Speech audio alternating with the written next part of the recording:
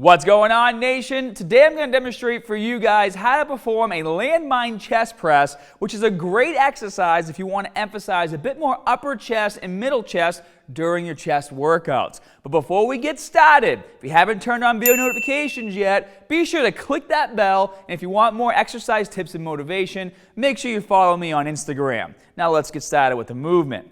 So to perform this exercise, you're going to need a couple different things. First thing you're going to need is a barbell. Now obviously, as you see, I have a specific setup here for my landmine. However, you do not need to have a landmine attachment to perform this movement. All you have to do is find a corner to stick the barbell in, and then maybe throw a 45-pound plate on top of it or a sandbag in order to stabilize it. Throughout this movement, the bottom of the bar is not going to move around that much, but this is the safest way to do it, especially when you're trying to overload with some weight. Now, if you take a look, my landmine attachment is pretty cool because it actually sits inside of two plates. And this is only like 50 bucks with my discount on GronkFitnessProducts.com. So I'll link you guys to that in the info section below. But this way allows me to do it anywhere. I'm not just confined to a corner. Now, once you have your setup complete, what you're going to do is load some weight on the front of the barbell. Now, it does not matter what you use for weight, okay? There's enough room throughout from the plates to the tip of the barbell where the plates are not going to touch your chest or your body throughout this exercise.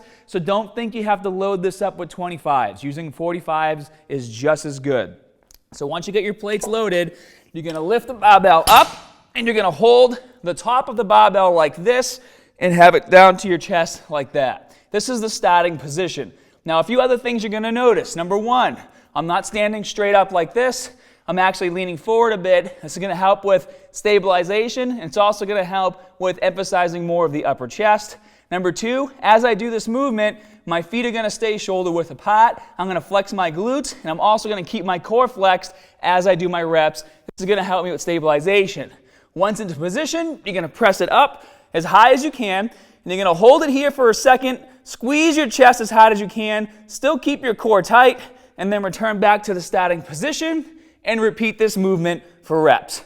And now if you want to make the exercise a bit more stable, you can actually do it on your knees as well, and you do the same exact thing. All you would do is get down on your knees like this, bring the weight up, and then once again, guys, don't get directly underneath it like this.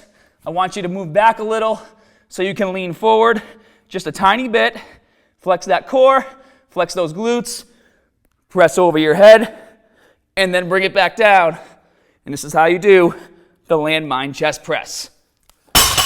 And for those of you who want to take this exercise even further in terms of intensity and getting more out of it, you can actually perform the same movement with one arm at a time, and it does have its benefits. Number one, you will not need as much weight on the barbell because you're only using one arm and you can only handle so much weight. So if you're having a hard time picking up the barbell and getting into position because you're really strong and you need to use 2 to 3 plates, usually you can get away with just 2, 1 1/4, or even just 1 to get a nice workout doing one arm at a time. Also, when you use both hands, your position is like this, so your feet are shoulder width apart. When you're doing one hand at a time, you're going to stagger your feet like this, and this offers a few more benefits. Number one, it's much easier to stabilize your body this way. You can still lean forward and keep your feet staggered.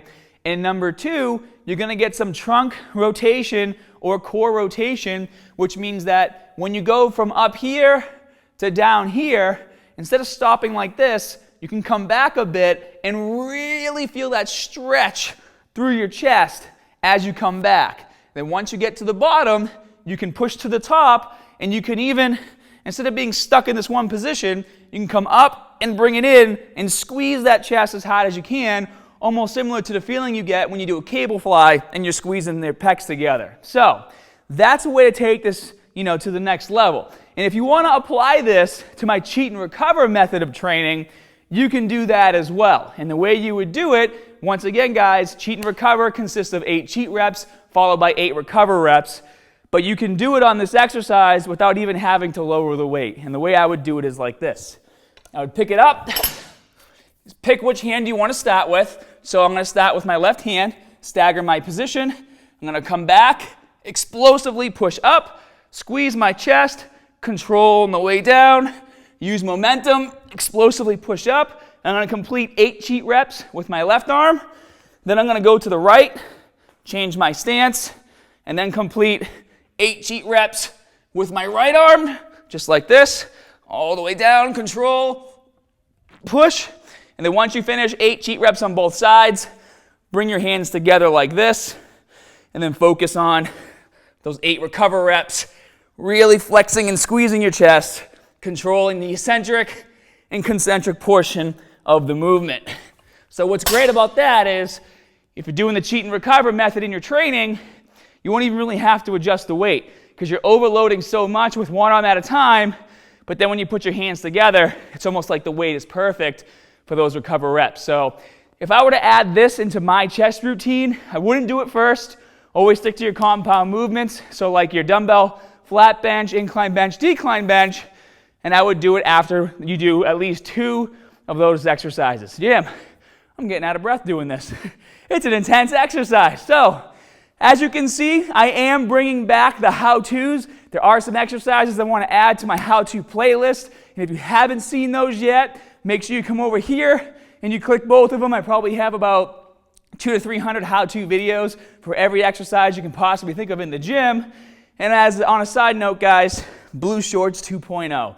And all my old school subscribers will know exactly what I mean. And as always, more good stuff coming soon. See you guys.